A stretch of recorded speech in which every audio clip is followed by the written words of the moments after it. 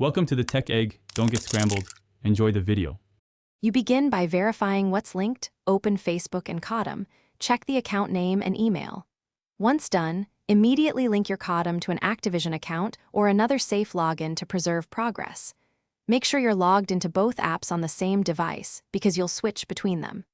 Now, go into Codm settings, find account, and choose unlink or change account options. This is the first actionable step to break the Facebook bind. Next, you perform the complex unlink procedure. In Codm, go to Settings, then Account, select Unlink Facebook, follow prompts, and confirm with your password. Then open Facebook, Settings, Apps and Websites, find Call of Duty Mobile, and remove its access to ensure token revocation. If Codm requires an alternate login, immediately sign in with your Activision account and confirm the transfer. This prevents data loss. Take your time and watch each confirmation message before tapping OK. Finally, reboot your device and reopen Codm to verify the Facebook link is gone. Check account shows Activision or anonymous login. If something went wrong and your progress is missing, don't panic.